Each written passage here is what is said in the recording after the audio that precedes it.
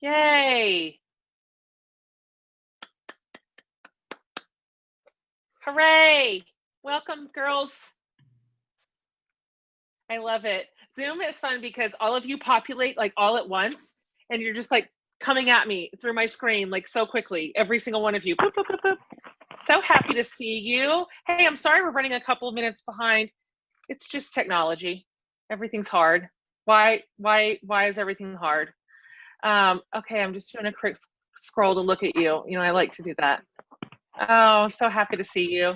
Again, I know I say this every week, but I don't know how all of you are managing to get this block of time free in the middle of the day.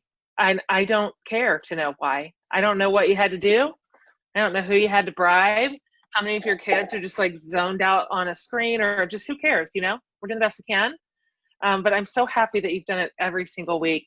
This is our last week of happy hour for Fierce, and I've loved getting to talk to you about it like bit by bit like this, because there's just so much packed in here. And it's so weird when you release a book, because then you end up doing all these interviews for it. I've done, I don't even know how many. I can't even count, to be honest with you. But the interviews are short, and you're supposed to talk about all of this in 20 minutes or something. And it always just feels so rushed and jumbled and reduced and jammed. And so like having these 5 weeks with you, where we get to sort of walk through each section bit by bit, given it the time that it kind of deserves, has just been so like good for me, and really thankful to share it with you guys for sure. This is the last section. We have covered who I am. We have covered what I need. We have covered what I want. Last week, we did a deep dive on what I believe. And this is the last section, how I connect. This one's got some meat to it. This one has some meat on the bones. Because what we're really discussing is the health of our relationships right now. You know, chapter 6, I think it was in the what I need section, was I need more connection. And that had a real tender, visceral reaction inside of our community. And that was more addressing how do I build and develop relationships? How do I have an influx of positive relationships in my life? I'm lonely. That was more about loneliness. The final section, chapters 11 and 12, are really more about the health of the relationships that we have. What is inside our relationships? What are our habits and our tendencies with one another? And then really the cornerstone of this section is the same through line that we've discussed all along the way, which is that truth is our path here in every possible way. And so I want to talk about it just a little bit. By the way, because I always forget to say this, but I see that you already know, you already see. Oh, I was going to tell you, you can chat over in the chat box, but look at you, everybody. Happy birthday, Alicia, I see. Fantastic. So that's a great place for you guys to respond either to me or to each other, Obvi. That's also a great place for you to list any questions, because, you know, we'll spend the last half of our section here, and I'm going to answer some of your questions. Or respond to them however I do. So anyway, you can keep that alive and well over there. Okay, I want to talk about both sections just a little bit, and I want to let's start with chapter 11, which is I want to connect with honesty. This is a pretty big deal.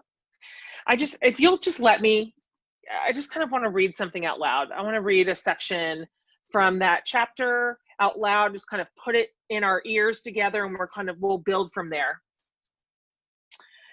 Here, this is on page 184. Here's the problem. Freedom moves out of reach when we begin to lie. Okay, so we're going to start there. Skip down just a little bit. We never want the gig to be up, right? With loads of us already riddled with imposter syndrome, it feels terrible to admit that we have acted lazy or irresponsible. We don't want to cop to failure or run-of-the-mill bad behavior, nor do we like to own our own anger or hurt feelings or frustration. Women are determined to seem agreeable. So we sacrifice honesty for conflict aversion, even when the stakes are high. Ironically, this dishonesty locks us away in solitary confinement, and we are less free, not more. Less connected, not more. Ugh. I just want to talk about that a little bit together, because I think maybe this is so tender to me because these are my own tendencies. My own tendencies. I'm a bit of I'm a feelings avoider. Some of this is personality. Some of this is Enneagram 3. This is what we do. People like me, and if the 3s are not the only number that do this, but when I have a feeling come in, so my feeling, let's just say inside of a relationship, my feelings got hurt, or I was angry about something, or I felt overlooked or dismissed, just ordinary stuff that goes sideways in relationships all the time.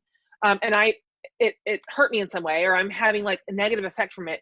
My preference is to hustle that emotion out of my heart as quickly as I can. So I don't necessarily want to deal with it. I don't want to put the time. I don't want to deal with it. I don't want to keep it there. I want to move it up to my brain where I can solve it or get over it or just move past it. And so I think for me, that because this work is really, really tender to me and really integral to the way that I am trying to grow. These are growth points for me.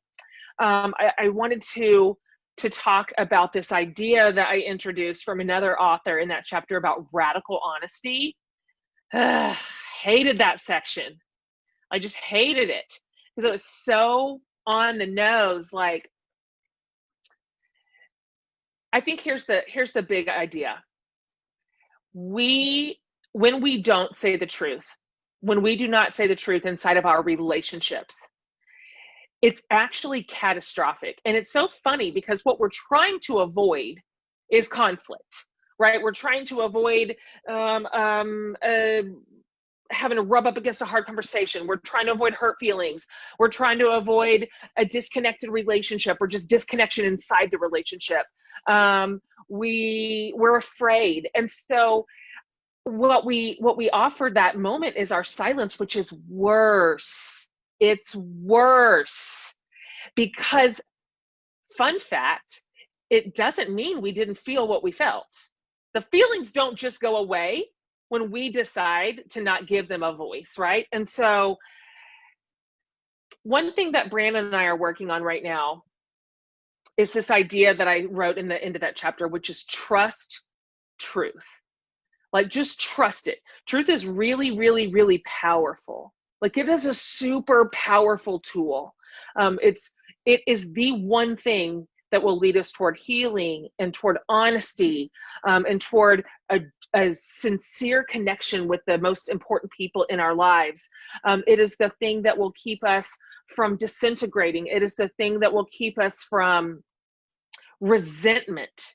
Like, resentment is absolutely a relationship murderer, right? When we just let it grow and we let it build.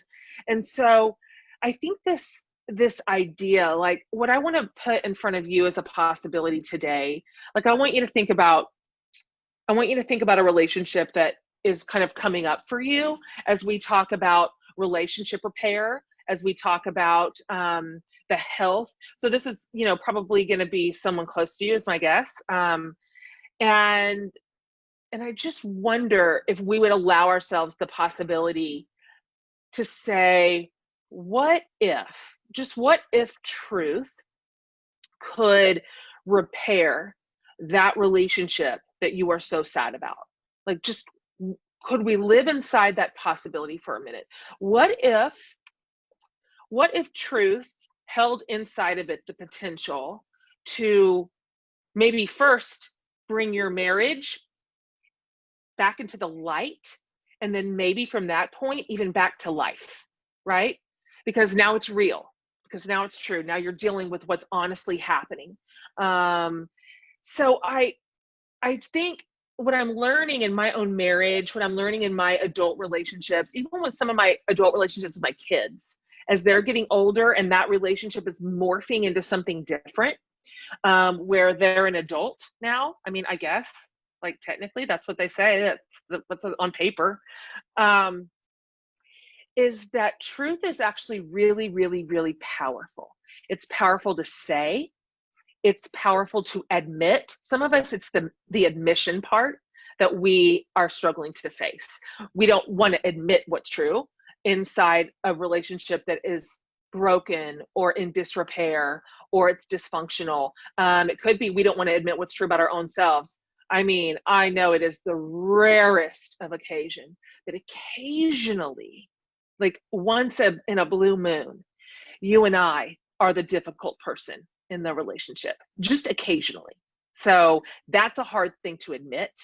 It's hard to admit our own bad relational habits. It's hard to admit when we've chosen a lesser option rather than the mature option inside of a relationship. And so it's so powerful to admit truth. It's powerful to hear truth. Some of us struggle with that.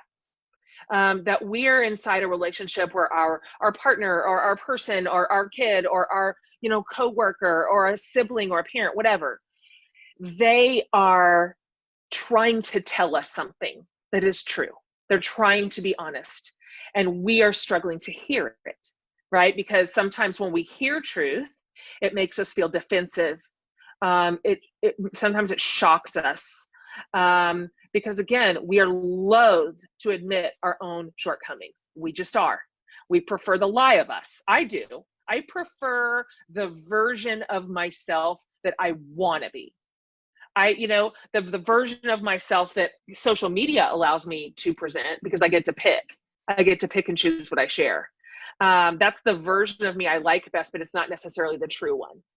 And so I think letting truth come into those places in our own story, in our own lives, admitting it, holding it, hearing it, letting it work its magic is important. It's no wonder that we feel so disintegrated inside of our relationships that matter the most when we refuse to prioritize truth inside of them, because we are going against the grain at that point of something really, really powerful. So I mentioned in here that Brandon and I were in marriage counseling, and we had just started it at the writing of that chapter. We're still in it. Hi. You know what? Our marriage counselor is going to have job security. Okay. And I really, really am glad that I get to keep paying his electric bill. And so we are in marriage counseling, which has been so great for us. And we are having to relearn some new patterns of truth telling with one another. And so for Brandon, this comes a little bit easier. This is something that he's kind of a natural verbal processor. And he's kind of what's the thing? He is a person who's constantly looking for resolution inside of a conflict, where I'm an avoider. And so for me, this is primarily my work, having to learn what it is like to, like, I'm not going to die. I'm not going to die from a hard feeling. I'm not going to die from a hard conversation. It doesn't mean that we're going to lose connection. That's the thing that I'm always worried about. It doesn't mean that the reaction is going to be catastrophic. Because I invent stuff. I don't know if you guys ever invent a catastrophic possibility from a hard conversation. That's generally not true. More or less, that's not generally how it goes. But I do a lot of imagining. And so I can tell you something that helped me at the beginning of our process to relearn how to put radical honesty into our marriage. Radical, meaning we are going to say the damn thing, going to say it. I'm going to say that hurt my feelings and I don't like that, or whatever. One thing that helped me is a great tool, and I still use it sometimes, but it was especially helpful at the beginning.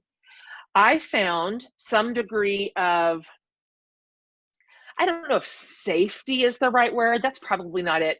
But comfort and confidence, maybe, in writing my feelings to him.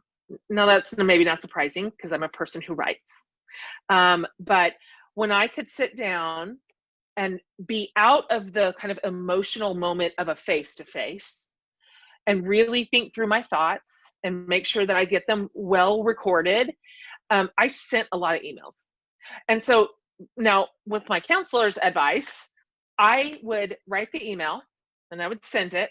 And I'm here in my office and he's in the house. So we're like 25 feet apart. Okay. And then I would text him and say, I just sent you an email. I would like you to read it right now. And then I would like you to come out to my office in 5 minutes to talk about it. So I didn't delay much the conversation part, because that matters. But I made sure that I said what I meant first. That I had because he's a good responder. He listens. He pays attention to what I say. And so that was useful. And that sort of began for us to develop a new muscle, which was that I will work harder at telling the truth and he will work harder at hearing it and listening. And so now we've just discovered I don't have to use that avenue as much anymore, because it's more comfortable. It's more comfortable. We can just go right to the thing. And so one thing that I'm constantly telling my mind is, if I am if I'm mad, if I'm feeling resentful, if I'm feeling irritated, if something bothered me, if something hurts my feelings, and it's like swirling, do you know about the swirl? It's so terrible. And it's just in my mind and I'm just noodling it. And it's not subsiding, because sometimes I'm overreacting, right? Or sometimes I've misunderstood this, but it's staying. I'm like, okay, your job as a grown-up is to tell the truth about how you're feeling right now. It's not just going to go away for you. It's going to you're going to bury it. It's going to come out sideways. It's going to come out like passive aggression. It's going to come out like resentment. And so sometimes I'll give it a little bit of time. Like, is it still there? Yes. Damn it. Okay. And so at my initiative, I'll say, I want to just tell you something that I'm feeling, and you don't have to fix this. I need to tell you the truth, and this is how I received it, and I need to tell you. And so these new pathways are creating something good and wonderful. And I just wonder what in the world would happen if we were willing to stay in the moment with our people and to say the truth, to hear the truth and admit the truth. Like, the combination of all of that is a really powerful corrective tool that I think at least has the potential of revolutionizing our relationships. So whatever relationship you're thinking about that it's broken in some place or it needs repair, my question is, have you applied this to your relationship? Because if not, you don't even necessarily know what is possible, right? If you've not at least given it a shot to see what it might look like, it could just be that, doing the same wrong, broken thing 100 million times in a row is never going to improve any relationship, which is something I'm figuring out too.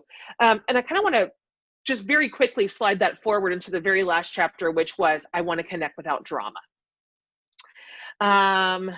which is its cousin. It's a cousin to this conversation, which is truth telling, because I think a lot of us allow drama to live securely inside of our relationships for the same exact reason that we are too reluctant to name the truth. We're just too reluctant to do it. We're afraid of the turmoil it's going to cause. Whatever. There's a million reasons for that. I wanted just to make sure that if you haven't gotten to that chapter, or you haven't gotten to the section in the week 5 workbook that we sent out, there are some really great tools for walking you kind of step by step through what this might look like, what it might look like to put a boundary, an important boundary, onto a relationship that needs it. So I think this is the 3rd book, maybe even the 4th, you guys, where I have quoted at length. Let's see, where is it? Boundaries by Cloud and Townsend. Guys, if you haven't read this book, I don't know if any book has ever affected me relationally as much as Boundaries. And it's been around too. How many of you guys have read this? Yeah. this is like its next iteration. It came out, I think, in 1992. I have referred to this book so many times because it's so powerful. And so the one thing I want to just make sure that we mention is that when it comes to boundaries, so whatever it is inside of a dysfunctional relationship where that person is, I don't know what it is. They're not self-aware, maybe there's addiction, or there's irresponsibility that just never gets checked, or whatever that drama looks like. I gave you a whole list of possibilities, fracturing an important relationship. The boundaries are always, always, always, and only about you. So boundaries are not about another person, which is a weird thing to think about because it's that person making us crazy, right? But the boundaries are not about boundaries that we're putting on them, because what this is terrible, and I'm sorry to tell you this bad news. We can't control anybody. And so I want to, and I have tried. I have tried shame. I have tried with nagging. I have tried with silence, like a punishing silence. I have tried with withdrawal. Those, as it turns out, are inferior tools, and they don't work. So boundaries are about me. So all it is in the whole world is me saying, okay, you're going to do what you're going to do. You just are. And that's on you. Here is what I am going to allow and not allow. Here is what I am going to put up with and not put up with. Here's the way I'm going to respond. So that's it. It's just that simple. They're not mean. They're not to punish anybody. All it does, and one thing that Cloud and Townsend taught me so much was that whole idea about reaping and sowing, right? That's just how maturity works, that you and I reap what we sow. And so when that's a good consequence, we learn good behavior. When it's a negative consequence, we learn good behavior, right? That's just maturity. That's wisdom. We reap what we sow. And thus we were able to grow up into mature adults. That's just the right way for the world to work. And so with so many of our relationships that lack boundaries, the problem is that we are reaping what someone else is sowing. And that is a recipe for disaster. And so all a boundary does is put the reaping back to the sower and says, okay, this is yours. This is going to be your consequence, and I am not going to bail you out, and I am not going to make excuses for you, and I'm not going to patch this up, and I'm not going to pay the bill, and I'm not going to jump every time you create another emergency, right? And so that's it. I just won't do it. And so whatever your behavior creates, you are going to sit in the consequences. And that is, as you can imagine, hard, especially when we've had codependent relationships with one another, right? When we have been bailing somebody out for a really long time, or paying their bill for a really long time. And so this is not easy work at all. But here's the great possibility inside boundaries. When you are dealing with somebody who has they want to learn, they care about your relationship, they are interested in preserving it or restoring it, boundaries can be an incredible corrective tool. They can absolutely purge a relationship of whatever is toxic inside of it and set it on a better path. And so just like truth telling could kind of get a little messier before it gets better, so go boundaries. That at first you could hear back, oh, you're just being mean, or you're going to ruin my life, or I guess you just want me to lose my job, or that's just somebody putting the responsibility on you when it's not yours. But then it could potentially get better. But either way, you have decided to kind of purge your own life of that sort of toxic drama. And it's good work and it's important work. Because some relationships can be redeemed, absolutely, and restored into something way better than they were before. And sometimes what boundaries show us is that a relationship is irredeemable and that it is unhealthy and it's going to remain unhealthy. And that if you put the boundaries on an unhealthy and they are refused, then sometimes they're a tool for us to purge, right? And that's a hard thing to talk about, when to walk away and when to stay. However, they are the right path. They're the right path into the healthiest version of our relationships. Okay, just last thing, and then we're going to move into questions. I wrote this sentence in here, and I just want to say it one more time because it really transcends everything we're talking about.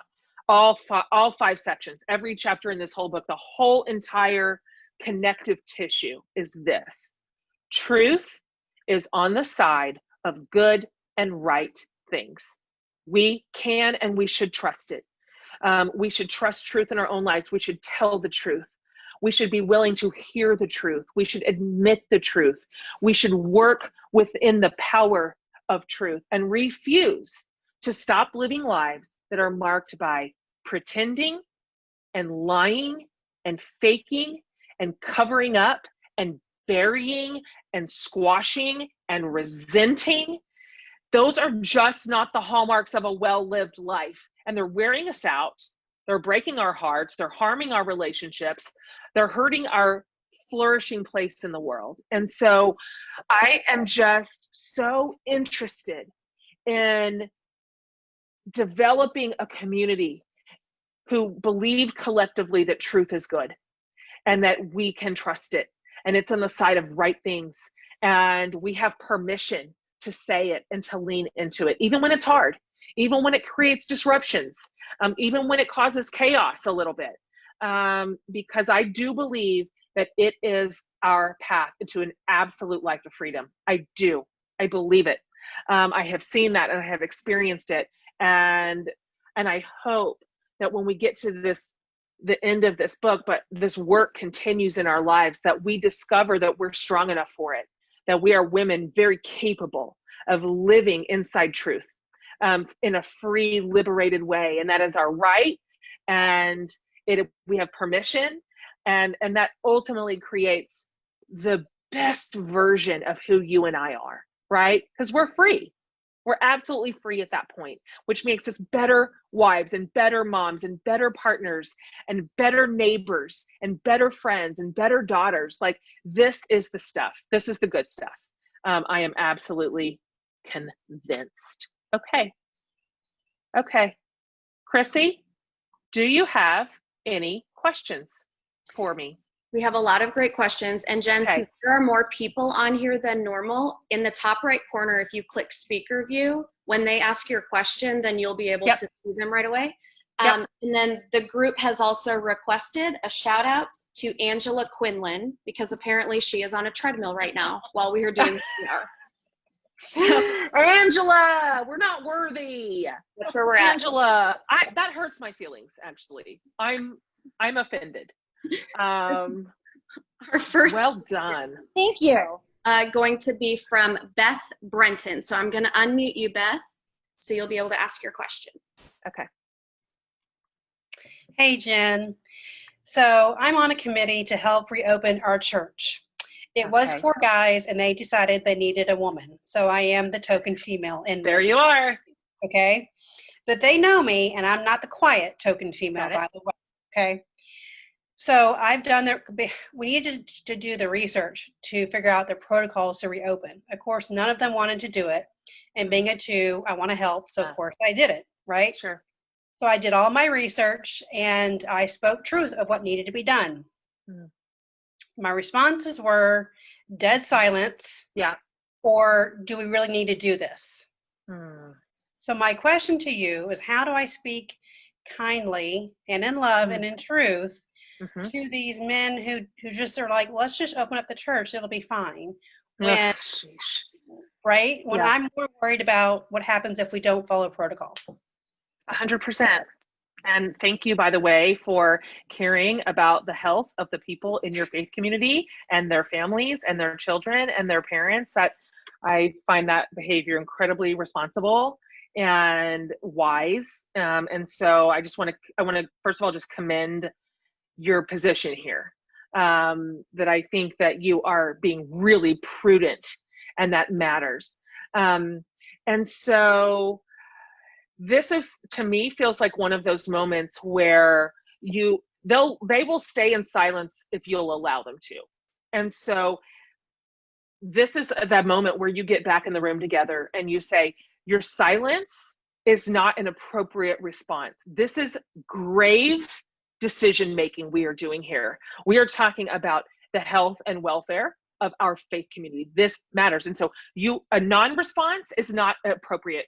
That's not appropriate. If you are unwilling to engage at this point, the research, the data, the protocols, then who else should I go speak to? Who else should I bring into the room? You let me know who's going to have decision-making capacity, who is going to be willing to engage this. And so men aren't used to being challenged by the token woman in the room. I don't know if you know this. And so I think that's going to be some of your work, but this is why truth is not one and done. That's the thing. Like sometimes this requires repeated conversations and especially when you get a non-response like that right out of the gate. But I would not be afraid to invite people who are willing to engage this important discussion into the room if these men are unwilling to do it. And anyway, I have a lot of I have opinions about the issue on the table, but that is what I would do in terms of moving the needle forward, actually requiring them to respond and deal with you. And I'm sorry, because nothing is more frustrating than feeling dismissed after doing the work somebody else was unwilling to do. Just hold my earrings. I'm serious. Oh, so frustrating. Okay, good question. What else, Chrissy? All right, we are going to go over to Denise Grzinski. So I'm asking Denise to unmute now. Okay. Oops, I got to put my microphone back. Hi, Jen. Hi, Denise. Hi. It's another question about my littles. Okay. My 4 adopted little 3, 4, 5, and 6-year-olds. How do I help teach them? You know, they're toddlers. They have such big feelings. So how do I help teach them to feel all the things without any shame and to be able to be honest with me with still helping them learn how to be resilient? Mm-hmm. Well, you know what? I'm not a parenting expert, oh my gosh. But one thing that I notice is that just creating an environment where your children are safe to talk to you, where it is so easy for me sometimes to reach for a shame response when I don't, it's just an easier reach. But when you give them the space to say what they're saying, and you do the wonderful Kelly Corrigan trick, tell me more. That's my friend. She's a writer. She's got this, she wrote a book called Tell Me More. And it's this, do you have that? Yeah. This fantastic way to just keep a conversation open with when you're not, you want it to keep going and you don't want to clamp down on it. Okay, tell me more. And then what? And how did that make you feel? Just that alone, that you are not teaching your children that they have to take their feelings elsewhere, or that their tenderness will be punished in any way, or their anger for that matter. Kids need to also learn they get to feel angry. That is an okay response. Anger is there for a reason. And so sometimes when we're too focused on nice kids, when all we want to have is nice kids who don't ruffle feathers and they don't cause any trouble, we also teach them that any of their feelings are not permitted. Right? The only thing we want out of them is the shiny, nice version of them. And so when you don't do that, and when you give them room to work through it, just purge it out, just like we do. So sometimes I get to the end of a rant and I feel better. I just needed to say it. I needed somebody to hear it without judgment. That alone builds resiliency. And so it's not that you have to now have a secondary path on resiliency. You are teaching them what to do with their feelings. You are teaching them that they can have it, that their home is safe, that you are, that they can say it out loud, that they're not going to be shamed or punished out of their emotions, that you will hold their response tenderly. That alone, I think, creates a maturity in our kids that allows them to continue to manage their emotional response as well. I think you're doing fantastic. I love that you're asking that question. It took me a while to learn this, having responded absolutely terribly to my kids inside their big feelings. Because again, I said earlier, I don't love those. And I would prefer everything just to skip right along And so their anger sometimes scares me or freaks me out. Their outrage feels like a lot to manage. But that's their feelings, and we've got to let them have them. And so I'm not, that is a very medium answer, but I commend you for allowing your kids to be who they are and letting their feelings live safely inside your home. Good job. Good job, Mom. You're doing a great job. You don't get to ask any more mom questions. You're doing just fine. Okay? That's it. What else, Chrissy? All right, Chris Van Hart. I'm unmuting you right now to ask your question. Hey, can you hear me? Chris. Yep. Hi. My question is, you had said, is your truth good and beautiful for your people? Well, I think so. But the initial response, is no. And so I'm having to just pull up every belief and faith in the future that I have, that I'm pretty sure will be good and beautiful in the future.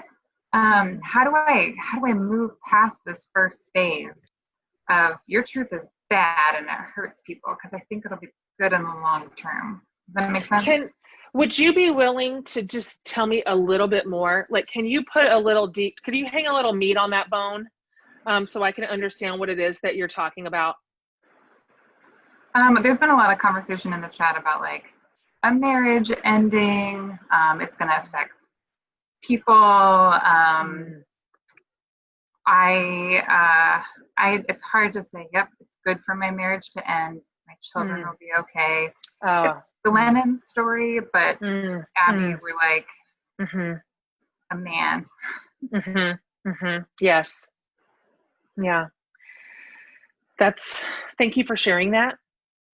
Thank you for bringing that into this community, and that's tender and that's super vulnerable. And I would never want to casually comment on somebody's marriage decision, knowing so little, right? And not being privy at all to your relational patterns.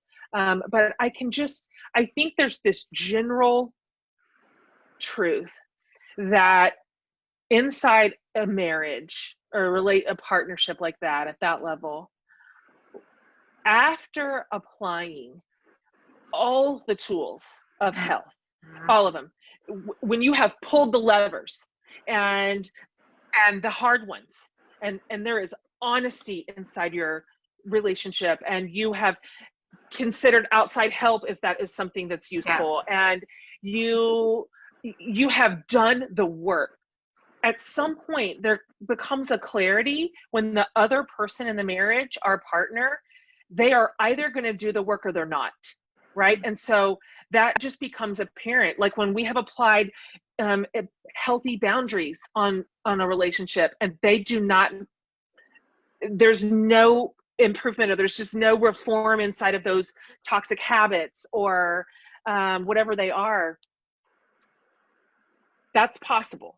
It's possible. I don't believe that every single marriage is salvageable.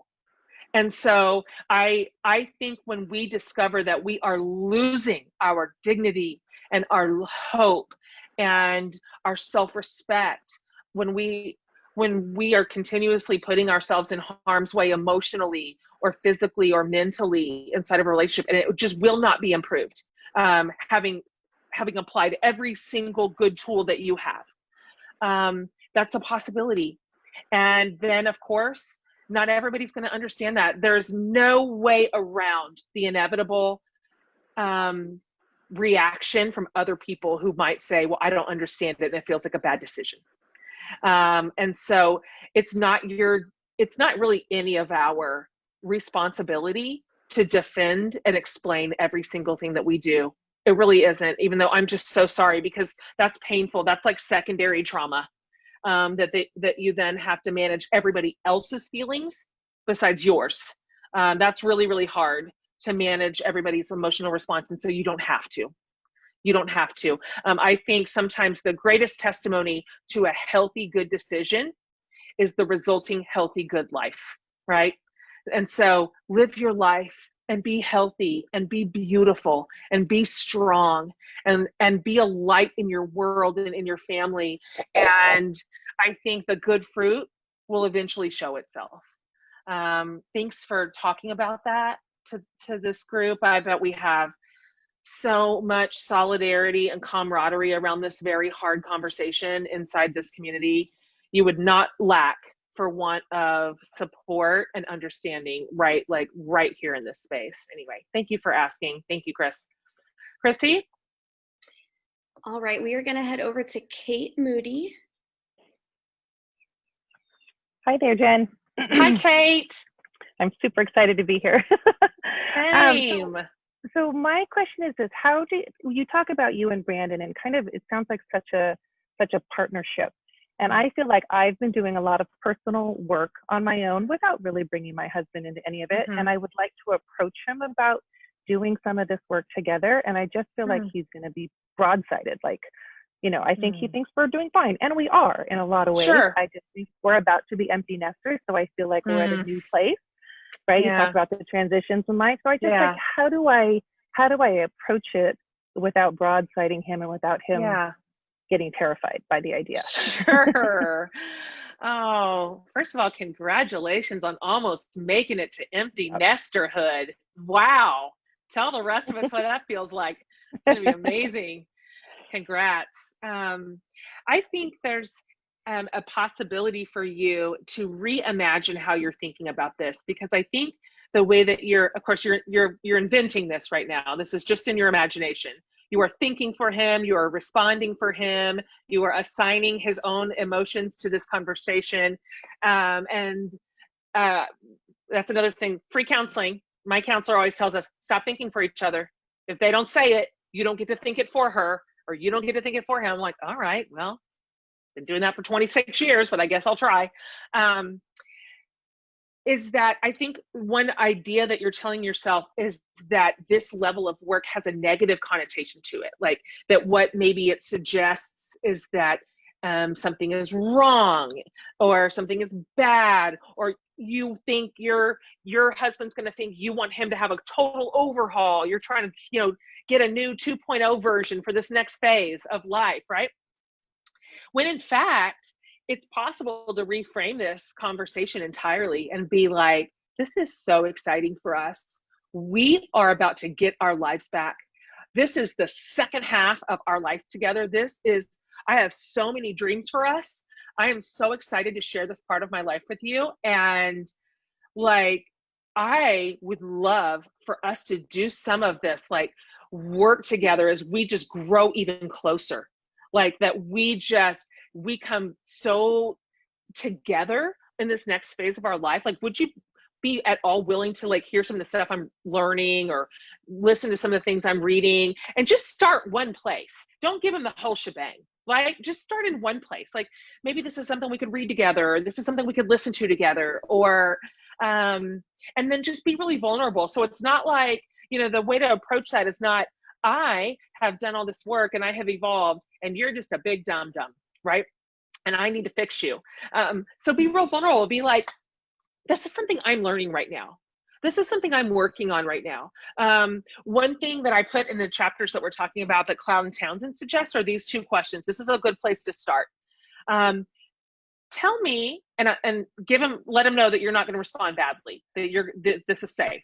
Tell me what it is that I do that draws you to me, and what do I do that pushes you away from me? Like, just start opening it up like that, because he doesn't have to see this as a sign that something's going wrong, but perhaps it's a sign that everything's going right? That you guys are like leveling up for stage 2. It's so exciting. And so good for you. And don't think for him. He may surprise you. And be like, yes, I like this. Does this mean you'll want to have more sex with me? Or like, because it might. Okay, it has some ancillary effects is all I'm saying. And so anyhow, good for you. I'm proud of you. Who else? All right, Jamie Anderson. Okay. Hi, Jamie. I'm fangirling a little bit right now. All right. So about being honest. Yeah. It's hard for me, like in your study guide, you mentioned some of those polite lies. Yeah. Oh, in those pants, whatever the lie is. How do we live in our truth all the time? Yeah. Without being rude to our people? It's tricky, right? It's tricky. Because there are moments when the truth, okay, what was the little metric that I used to tell my kids when they were trying to decide if they should say something or not say something? And we wanted them to hit 3 markers. Is it true? So there, we've got that piece. But there's 2 other potential markers to decide. Is it necessary? And is it kind? And so not all truth is necessary. It's not necessary for me to like criticize my 8th grader's weird outfit she put together, right? Does it look stupid? It does. Okay. But it's not necessary for me to tell her the truth. Does this make sense? And so I think there's places where sometimes the truth is absolutely necessary, and saying it, even when it's hard, is kind. It's the kind thing to do for the relationship, for that person, but sometimes it's not. And so I think that we can use this internal discernment to know when truth is also both necessary and kind and good and right. And when it would just be like mean, just mean and unnecessary, right? Because who cares? Some things, who cares? Our take on what's true about that thing doesn't matter. But it would definitely hurt somebody's feelings unnecessarily. So true, helpful, true, necessary, kind. Okay, that's just, and then we'll get that right, like, I don't know, half the time, right? I'm not really sure. It just comes out of our mouths. Okay, what else, Chrissy? All right, Allison Fieldberg. You there, Allison? I am. Hi. Hey, Allison. Hi, calling you from Northern Canada. So we just started summer. Oh, you sure did. Yes. My question to you is, I feel like I'm pretty good at speaking my truth in a kind and necessary and gentle way. I find that when someone tells me their truth, I'm really quick sometimes to get hurt feelings. So I'm wondering how, once you've sort of exercised the muscle of telling the truth, how do you exercise the muscle of hearing the truth without getting defensive and whiny and crying and all the things that we do? Thank you. That is such a good question. And that, even asking that question to me is evidence of a lot of wisdom and maturity. That's like high level relational A game right there. Because again, we are problematic sometimes, right? We also hurt people's feelings. We also pick lesser communication tools sometimes. We're not perfect. And so inevitably, if we're in a relationship that matters, hopefully our people will come tell us these things. Again, that's a sign of life to me. When our best people feel safe enough to say that I didn't like this. This all means we're still engaged, which means there's still hope. There's still like possibility for resolution and health. It's really when we drift into silence and neglect and absolute like disregard, that's actually way more dangerous. When we don't have any fight left to say the truth or to hear it.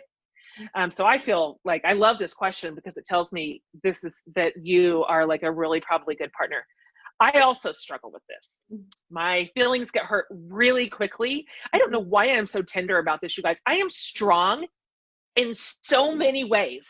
Like in so many areas of my life, I'm like this kind of powerful personality. But sometimes inside interpersonal relationships, especially the most important ones to me, I am like a snowflake. I'm an absolute melty snowflake. So one thing that my counselor has taught me, again, you guys are getting so much free therapy from my counselor today. I will let him know that it paid dividends, is that it's okay to feel that way. That's all right. That's a natural human reaction, because sometimes it makes us feel ashamed, or it makes us feel afraid, like that we're about to lose connection. It's hard to face things that we've done wrong. So if it isn't possible to respond right in the moment without falling apart, sometimes I'll say, thank you for telling me that. That was probably hard to say, and you probably worried about my response. And so I'm really thankful that you like told the truth, and thank you for coming to me. I respect it. I'm gonna take a minute. So if you'll just let me sit with it, let me sit with this, let me think about it, please. Let me really like feel the weight of what you said, and I'm gonna come back to you in an hour. I'm gonna come back to you tomorrow. It just depends on how bad it is, right? Now Brandon hates this, by the way. So I'm not saying this is a perfect response, because he likes resolution in the minute. But I tend to I'm my better self if I can have a minute. If I can get a little bit past my adrenaline and let that kind of recede, and let my big feelings kind of settle back down on the ground. And so we do that. But we agreed to do that. So he's like, okay, I don't like that. I don't like that. I wish you would just stay in the moment. And sometimes I do. But we have agreed that when I'm having a reaction like that, he's like, okay, yes, I'll meet you in 2 hours in your office. I don't like it, but I will do it. And then we always have such a better chance at resolution. And so it's hard to be a human. It's so hard. It's so hard to be a human with all the other humans. It's just a real mess. And so we're doing the best we can, everybody. Thank you for caring about listening and hearing the truth. That's just as important as being willing to speak it. That's a great addition to the conversation. Okay, Chrissy, what do we have? All right, Jenny Largent. I'm muting you now. There we go. Hi, Jenny. Hi. First off, I just want to say Caleb is pretty awesome. That was the greatest thing that happened my weekend. It was awesome. Guys. Oh, it was the best. So my question is, I'm newly married. It's my second husband. He's really quiet, and he won't answer unless I ask the right questions. So we've never been in a fight. We've been together for 2.5 years now. Not one single fight. Not wow. one. And I think it's because he doesn't like conflict and doesn't want to rock the boat. Yeah. And but if I don't ask just the right question, then I don't get the answers I'm looking for. So how do I know what are the right questions to ask? I wrote down what do I do that draws to you, and what do I do that pushes you away? I don't think he's going to answer the what one pushes me away. He's not going to answer that. He's going to say, nothing, you're perfect. And I went through it. What are you complaining about? This sounds like a good man. Oh, he is the greatest man. But there's got to be something there. Like my first husband was the same way. He didn't like conflict either. And 21 years later, my heart was broken, and I don't want that to happen again. So. Yeah. I see everybody mentioning he sounds like an Enneagram 9. Gotta be. Absolutely gotta be. I've learned a lot from the 9s in my life, and their conflict avoidance is real. And so to me, because it sounds like your husband loves you so much and really sincerely cherishes who you are. And so I wonder if he might respond to, and by the way, don't think for him. I just said that to somebody. Don't think for him. Don't make up problems he doesn't have with you. I learned that in therapy too. Yes, don't think for him. I mean, some people just have a way of being in the world that is just peaceful. They just do. Like, they see the best in people. That is just the way some folks are formed. And so don't think for him. But I wonder if it would mean something more to him, because right now you're centering it on his feelings. Like, is anything bother? Basically, what would push you away from me?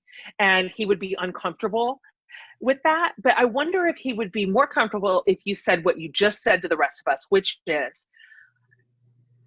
I spent 21 years inside a relationship that never had fights and never had conflict. I'm kind of editorializing on what you said, and didn't have any hard conversations, and then it capsized. And so it would serve me to know that even if you have the smallest thing that has bothered you or hurt your feelings in some way, or that you want to talk about, it would serve me to know that you will tell me. Because now that's about you, right? Like you've brought that back to your experience inside the marriage. And that would make me feel really tender toward you if I was him. The sense of like never, ever having conflict is not a comfort to you. It's a bit of an alarm. And so, but also maybe he's just nice, right? Maybe he's just nice. Maybe he just thinks you're great. That's terrible. We don't feel sorry for you, okay? That's just what it is, Jenny. You've got a husband that thinks you're fantastic. Okay. I love it. Congratulations on your second marriage. I'm happy for you. Chrissy, probably one more. All right, Jessica Arnett. Hey. Hey, Jessica. Hey, y'all caught me in the car. I'm taking my daughter to lacrosse and it's about to rain, so I apologize for the noise. No problem. So I'm a bit of a reserved person, keep things pretty close to the vest. And I guess I'm just trying to figure out, when do you know if a relationship is worth your honesty? You put yourself out there, and not with your spouse or your family, but more like friends and work relationships. Sure. Yeah, that's right. Because not everybody is necessarily, this word sounds mean, I can't find another one in my brain, but not everyone is necessarily worthy of the full version of who we are. It's not that they're not worthy. That's not what I mean. But not everybody has earned it. There, that's nicer. Not everybody has earned the fullness of our hearts and our souls and our minds. And so to me, one thing I said at the very end of Fierce is that there's a difference between secrecy, which is generally marked by shame, and privacy, which is marked by discretion, right? So we should exercise discretion. We have the right to our own privacy. Everybody doesn't get everything. That's unwise. Some people are not trustworthy. And so I think this is a bit of more of a gut instinct that you kind of go by touch, maybe less by book. I instinctively begin to discover who is trustworthy. You just kind of know. You just kind of learn. They demonstrate it over and over, kind of in this felt safety inside of a relationship. And then there's also sometimes, what is it that Maya Angelou said? When somebody essentially shows you who they are, believe them. Am I getting that right? It's close to that. Meaning, if somebody has consistently demonstrated that they can't really be trusted, or that they're not necessarily safe for you, maybe it's time to believe them on that. Maybe they don't get next level. And so, and then I would also just say there might be one other category of relationships that do require your honesty because they affect you a lot. So like if it's a coworker, for example, somebody that you work closely with, it's not necessarily that you want that person to be your best friend, but you do need that relationship to be healthy, and you need it to be based in truth. And so one way I know that a relationship requires some attention of mine is when I'm thinking about it all the time. Like when I'm laying in bed and I'm having an incredible argument that I've invented. Incredible. That is my best work, you guys. Or in the shower, my absolute best lectures I have delivered to people in the shower. And so when I'm starting to notice like, oh, this is owning me, I'm probably either going to need to apply truth telling to this relationship and get this thing right that's making me crazy, or this is my body and my gut saying this relationship is unhealthy. Like, this is not a good one. I like what you said over here, Crystal, in the chat, that some friends are activity friends, right? Some are just, that's okay. That's okay. Everybody's not a best friend too. Anyhow, okay. So also I wanted to give one last shout out to Chrissy, who just runs everything. Chrissy does, you guys don't even know. You just don't even know the stuff she figures out, and she does, and she executes, and she has sorted out all of our Zooms every single week and the Vimeos, and she's just, I don't understand any of the work she does, but it all matters, and we would not be here without her. And so, Chrissy, thank you so much for your awesome investment into Fierce Happy Hour all the time. You are the greatest. And then finally, Chrissy, would you just, I don't know if we learned how to do this, but would you unmute everybody really quickly so we can just say our goodbyes? This was hard last week. Did you learn? I'm going to allow all participants to unmute themselves. Okay, there we go. Okay, that's perfect. Okay, everybody. Okay, so everyone should be able to unmute. Thank you, Jen. Thank Thank you.